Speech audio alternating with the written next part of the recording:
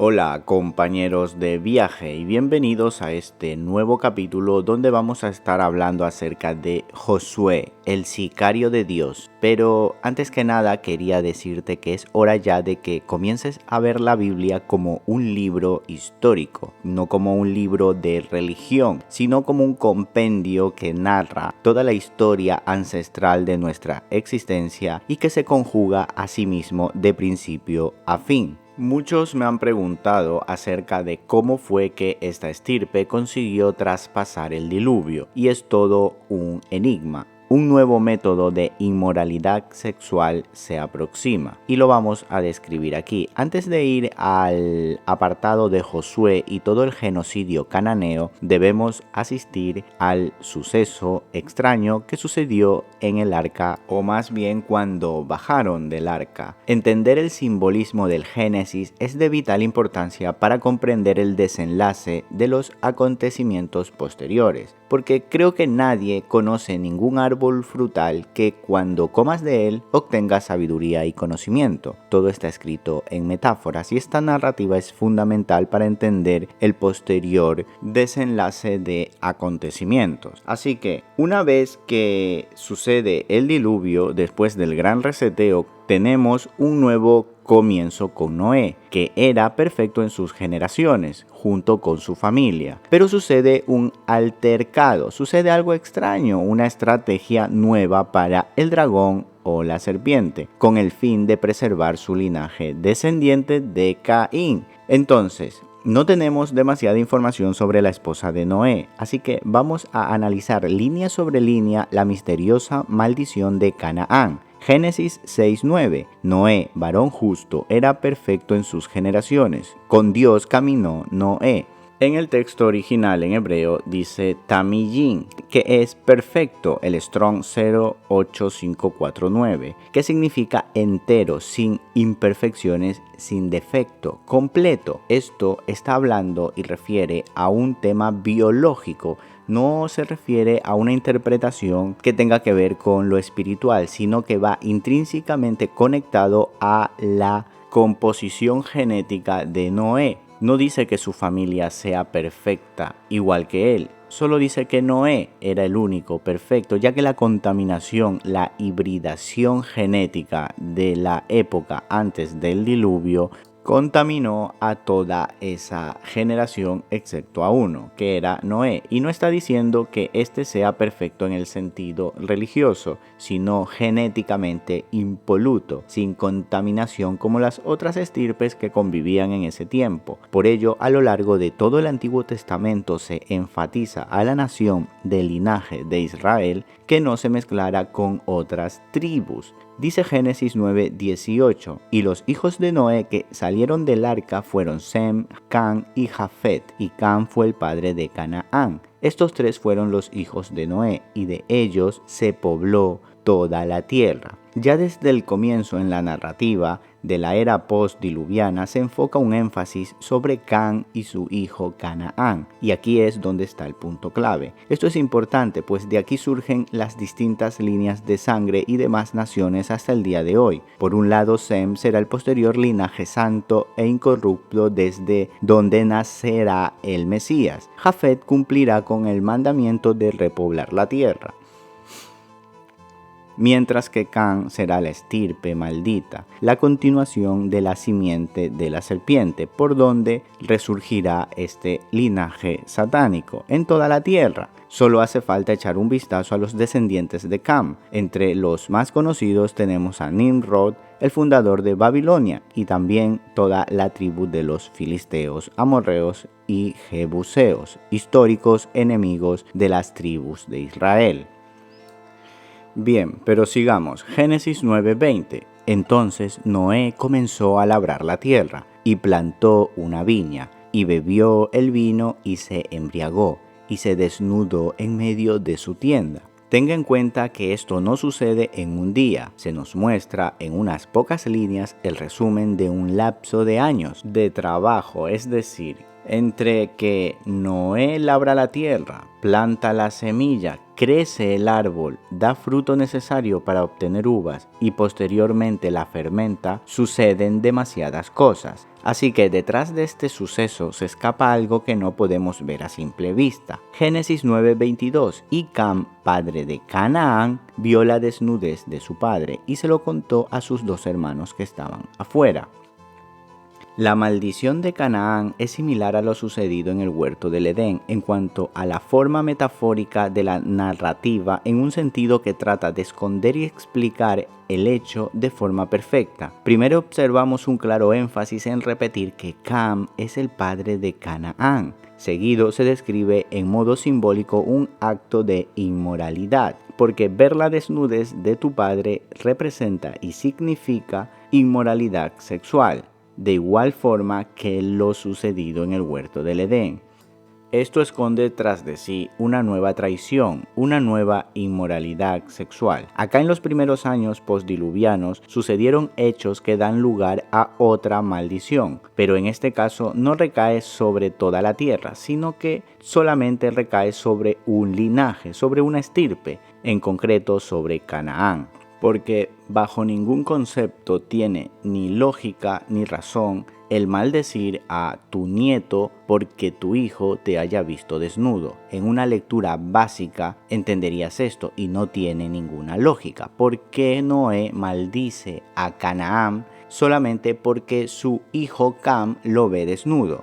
Entonces estamos ante un misterio oculto en la narrativa para que en el tiempo final todo sea desvelado. Si profundizamos un poco sobre el significado de desnudez, comprendemos mejor que la interpretación correcta es inmoralidad sexual, de acuerdo con Levítico 18:8, que dice: no descubrirás la desnudez de la mujer de tu padre, es la desnudez de tu padre.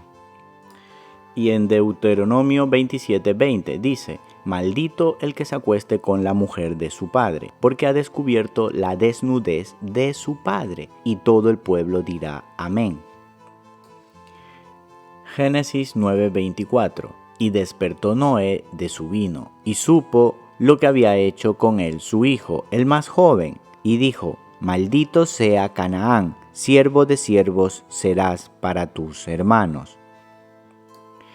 En lenguaje bíblico, sobre conocer la desnudez de tu padre quiere decir tener relaciones sexuales con la esposa de tu padre, ya que lógicamente estaba prohibido tener relaciones homosexuales con tu padre. Por ejemplo, ver la desnudez de tu hermano significa tener relaciones sexuales con la esposa de tu hermano. Noé era el único perfecto en sus generaciones, mientras que su esposa y nueras no tenemos mucha información. Solo tenemos el concepto de la tradición judía que enseña que Naama, nieta de Caín, fue una de las esposas de Noé. Y en el Zohar se dice que Naama representa un demonio primigenio. De cualquier forma, esto no es posible demostrarlo bíblicamente, pero sí nos sirve para intuir que detrás de la esposa de Noé había un trasfondo cultural enraizado en las costumbres paganas y perversas de la generación antes del diluvio. Satanás tenía un plan para la época postdiluviana y para subsistir y traspasar al diluvio, y era entablar un vínculo entre antes y el después de este evento de destrucción y de castigo, para así continuar adelante con su estirpe y su simiente de hombres dioses. Por eso la serpiente les dice en el huerto a Adán y Eva que ellos y su descendencia serán como dioses. Y ese es el fundamento principal de su doctrina: hacer creer a los hombres que son dioses. A lo largo de toda la historia vemos esta constante, cómo se repite con los faraones, los césares, la realeza, celebridades, banqueros, famosos de Hollywood. Y también al Mesías, Satanás le tentó con este argumento, ofreciéndole todos los reinos de la tierra, es decir, un gobierno terrenal. Pero nosotros y el Mesías, nuestro reino no es de este mundo. Y esta es la diferencia principal entre las dos simientes, en que unos tienen una ciudadanía del cielo espiritual que conecta con nuestro ADN y otros tienen una conexión terrenal que les inspira a ser reyes y dioses sobre esta tierra. Así que Cam es el escogido por Satanás para estimular emociones inmorales en su mente, que a su vez activarían los genes indicados, igual que desactivarían muchas luces interiores. Esto es científicamente posible según la propia epigenética, que estudia el comportamiento de los genes en función de los cambios medioambientales. Entonces Canaán portaría el pack completo de genes activos o la misma secuencia genética que las que poseía Caín antes del diluvio. Es decir, que el efecto y causa de la degradación espiritual de Cam serviría para reproducir semilla dentro del vientre de la esposa de Noé, o sea, su propia madre, es decir, incesto. Y obviamente ver la desnudez de tu padre significa tener relaciones sexuales con tu padre o con tu madre. Es decir, que Cam tuvo relaciones homosexuales con su padre también. Y todo esto viene del huerto del Edén, porque la serpiente sodomizó a Adán. Sé que esto es muy fuerte para algunos, inclusive narrarlo me cuesta un poco sacar esta información a la luz, pero fue así, ya que Adán también comió del fruto y todas estas costumbres vienen enraizadas de ese preciso momento. Por eso está la degradación moral actual, debido a todo ese recuerdo genético de posibilidades abiertas a la libertad que tenemos en nuestro libre albedrío, donde podemos escoger todas estas variantes, todas estas situaciones inmorales, pero que no tienen nada que ver con aquello que dijo Dios cuando terminó la creación y dijo, y vio Dios que todo era bueno en gran manera. Pero después de esto sucedió algo, un altercado, que introdujo en nuestra naturaleza conductas muy corruptas y perversas. Por eso la sociedad, esta generación, está tan pervertida, porque llevan en su recuerdo genético impregnados el pecado y la oscuridad. Can hizo un destrozo inmoral en su familia, violó a su padre y tuvo incesto con su madre. Esta es la maldición de Canaán. Este es el único sentido lógico que se encuentra a estas pocas líneas cuando se describe la maldición de Canaán, un misterio oculto para entender la simiente de la serpiente y lo que acontecería en los posteriores sucesos. Esta sería la explicación básica sobre cómo la simiente de la serpiente traspasó el diluvio. Sin embargo, cuando llegas a Apocalipsis encuentras detalles que describen cómo más miembros de la familia de Caín lograron atravesar el diluvio, pero eso vendrá más adelante, porque Tubal-Caín es uno de esos personajes que se merecen muchos vídeos y muchos libros pendientes de escribir y de entender y de analizar a la luz de la Biblia.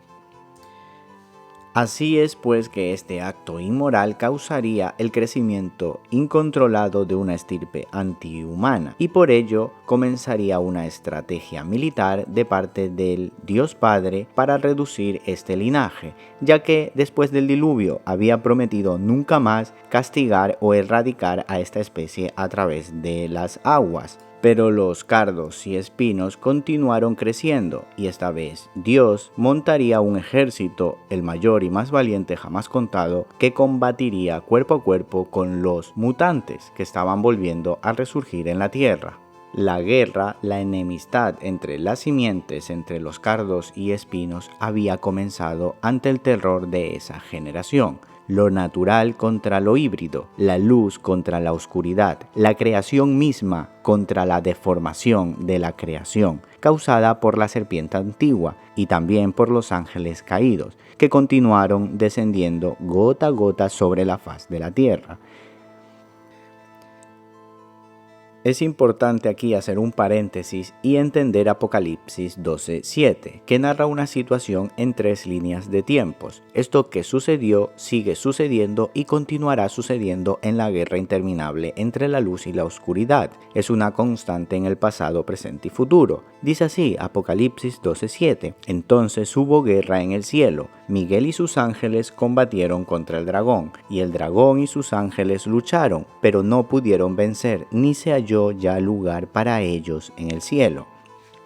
Este pasaje en concreto se mueve en todas las líneas de tiempo, es atemporal. Por lo tanto, es algo que sigue sucediendo constantemente. Es la guerra interminable. Por eso Jacob vio mientras dormía en Betel como ángeles de Dios bajaban y subían del cielo a través de una escalera. En otra ocasión, en Mahanaim, pudo observar un campamento de ángeles de Dios que le salieron al encuentro. La batalla entre ángeles de luz y ángeles rebeldes es una constante dentro del continuo espacio-tiempo. Dios había decretado a Jacob que de él saldría el futuro Mesías. Por eso dijo Dios: en ti serán benditas todas las naciones. Así es que el bando de la oscuridad, los cainitas, los ángeles caídos, los nefilín y además espíritus inmundos, intentaban a toda costa aniquilar el código genético del cual surgiría el futuro Mesías. Este fue el motivo por el que Herodes ordenó matar a todos los niños en su época, puesto que la estrategia satánica principal era evitar el nacimiento de el Mesías. Y este es el principal motivo de toda la guerra desatada en el Antiguo Testamento, llevada a cabo por Josué, por Caleb y por David. La mutación genética descendiente del linaje de Canaán muestra su inhumanidad sobre todo el Antiguo Testamento, y muchos no saben explicar el motivo por el cual Josué o David fueron tan crueles con los cananeos y los filisteos. Y la razón es que estas tribus pertenecían a esta estirpe, a esta simiente, y tenían un objetivo: aniquilar la estirpe donde nacería el Mesías. El holocausto cananeo en manos de Josué es una muestra de la cruel enemistad que existe entre las dos simientes, pero una guerra muy necesaria. Por esto, Abraham prohibió a su hijo Isaac tener esposa de linaje cananeo, y a su vez Isaac también prohibió a su hijo Jacob tomar esposa de esta estirpe. Cuando los espías israelitas entraron a Canaán para inspeccionar la tierra prometida antes de ser conquistada, hubo gran espanto al descubrir que los cananeos eran caníbales. También había gigantes, personas con 6 dedos, que adoraban al dios pagano Moloch y cuyos rituales consistían en quemar niños recién nacidos. Estas prácticas corresponden a un ADN inhumano o antihumano, costumbres que hoy vemos en algunos líderes, gobernantes, banqueros y famosos de este tiempo. Bueno, por ello, en esta época estaba prohibido mezclarse sexualmente con los cananeos o cualquier tribu ajena a Israel.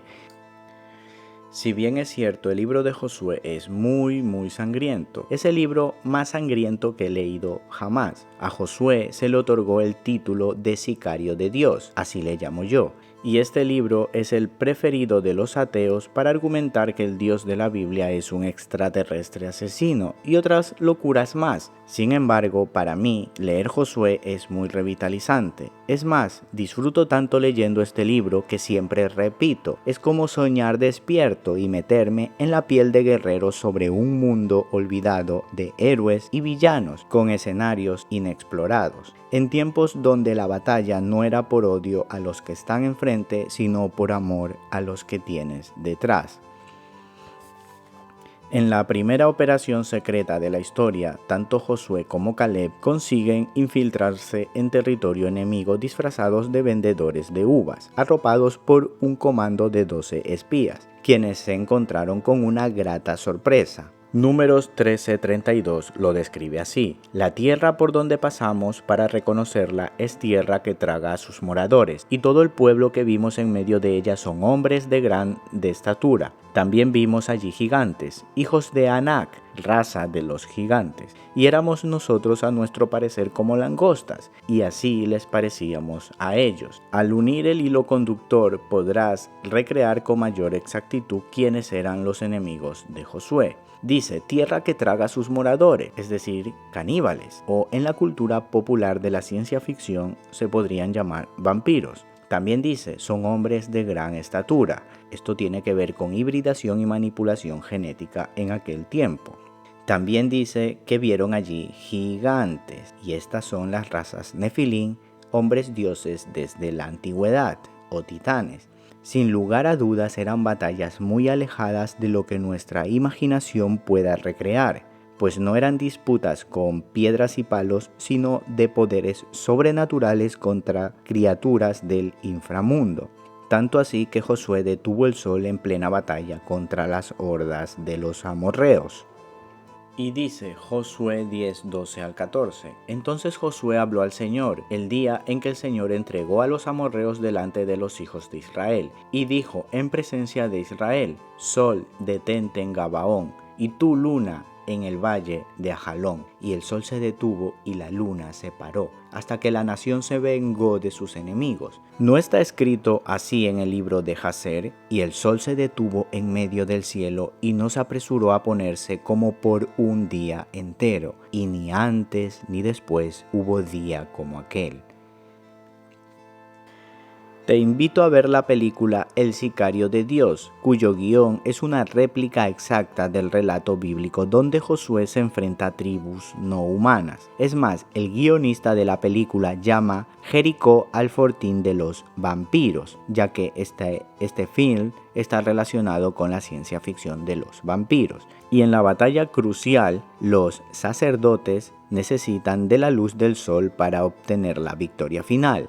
Entonces, cuando veas estas escenas, podrás ilustrar mejor lo que sucedió allí con Josué cuando detuvo el sol, ya que estas criaturas, estos seres, no soportaban de algún modo la luz del sol. Porque debo confesarte que los guionistas de Hollywood son personas con poca imaginación, pero con mucha información, y desvían muy bien la atención convirtiendo la realidad antigua en ciencia ficción. No en vano la palabra cinema invertida es amensi, es todo un hechizo de brujería. Y por todo esto es que yo disfruto mucho leyendo el libro de Josué, cuya sinopsis es de dos simientes batallando por la supervivencia de la especie, humanos versus criaturas extrañas. Por ello, cuando discuto con ateos y argumentan el cuento ese de que en el Antiguo Testamento Dios mataba niños, no pierdo mucho mi tiempo, porque sacan versos fuera de su contexto para inventar un pretexto, y yo, la verdad, evito lanzar perlas a los cerdos. Por cierto, Josué y Jesús en su idioma original significan lo mismo y se escriben exactamente igual. Las deformaciones genéticas en aquel tiempo eran habituales y eran batallas épicas entre el ejército de Josué y el ejército de los hombres serpientes, es decir, entre las dos simientes. Resulta un gravísimo error comparar estas guerras bíblicas con el actual pueblo sionista de Israel y su incursión en Medio Oriente dirigida por gordos políticos escondidos en búnkers mirando la batalla desde una pantalla de televisión mientras una guapa señorita les lleva una taza de té. Sin embargo, en los tiempos de Josué y David siempre el líder estaba en el campo de batalla y jamás escondido en cuevas. Un detalle muy importante también a tener en cuenta es la existencia de ángeles corpóreos aquí en la tierra batallando en ese tiempo. Josué 5:13 dice: Y sucedió que cuando Josué estaba cerca de Jericó, levantó los ojos y miró, y he aquí, un hombre estaba frente a él con una espada desenvainada en la mano. Y Josué fue hacia él y le dijo: ¿Eres de los nuestros o de nuestros enemigos? Y él respondió: No, más bien yo vengo y ahora como capitán del ejército de Yud-Hei-Bad-Hei, de Yahweh. Lo que hay que resaltar aquí en este pasaje es que el capitán de los ejércitos que se le presentó a Josué antes de la batalla era un guerrero celestial, con cuerpo de hombre, el cual Josué no logró identificar si era de los buenos o de los malos, pero sabía que era un ser celestial. Esto evidencia una vez más que los ángeles corpóreos deambulan entre nosotros con misiones particulares. Son mensajeros que llegan aquí a la tierra para realizar ciertos eventos encomendados y están entre nosotros y trabajan en pos de la libertad. El genocidio mutante concluyó en manos del rey David, pero no del todo, visto que la simiente de Adán era mayor en número que la simiente de la serpiente, estando ellos en minoría, este remanente satánico provisto de una astucia incalculable, la cual les caracteriza, cambió de plan, cambió la guerra cuerpo a cuerpo y vio necesario otra estrategia, la de infiltrarse detrás de cada rey de la época para gobernar así a su antojo. Y así, aunque pasarían a ser minoría dentro del rol mundial, tendrían el control sobre la humanidad, a los cuales a nosotros nos llaman ganado, esclavizándonos así durante el resto de la historia hasta nuestros días, construyendo una milimétrica cárcel mental llamada Matrix. Pero esa es otra historia. Entonces Israel salió victorioso y destruyó a la simiente cananea y toda su descendencia. Pero no sería el fin de esta estirpe satánica. Lo que consiguió Israel fue reducir en gran manera la plaga, pero estas batallas no eran más que el comienzo de una larga y dura guerra que hasta el día de hoy continuamos viviendo. Y así hoy podemos descubrir cómo el remanente de esta estirpe se adjudica el poder en todos los diferentes imperios de la historia. El poder político fundamentado en hombres dioses, tales como los faraones, los césares, la realeza actual, dictadores de época, banqueros y presidentes, desde Nimrod a Rockefeller, de Alejandro Magno hasta las dictaduras nazis, desde Ramsés hasta las casas reales europeas actuales. Siempre han gobernado los mismos, en donde una reducida élite gobierna al resto. En otras palabras, el 5% o quizás menos descendientes de estas tribus gobiernan al otro 95%, descendiente de Sem y Jafet.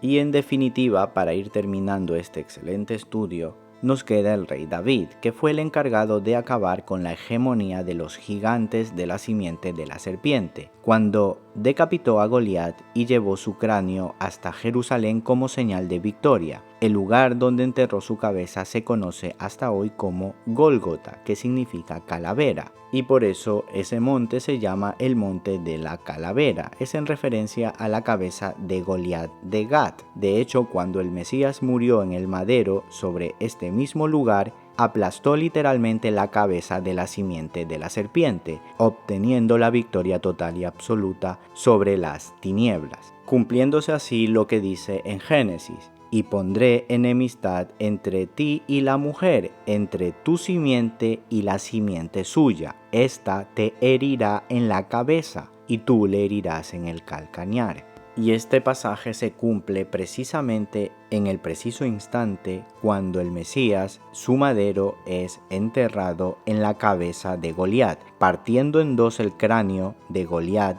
de Gat, Golgotá, cumpliendo la profecía de que él, la serpiente, le mordería en el calcañar. Sin embargo, el Mesías le hirió en la cabeza y le partió en dos el cráneo. Seguido de esto hubo un terremoto. Todos sabemos ese relato. En fin, amigos, aquí hay mucha historia todavía por revelar. Te invito a que te descargues mi libro y puedas instruirte mejor sobre este tema y aclarar mejor las dudas. No obstante, voy a continuar subiendo información de este tipo aquí a mi canal. Así que, sin más que decir, un fuerte abrazo a todos y nos vemos en la próxima.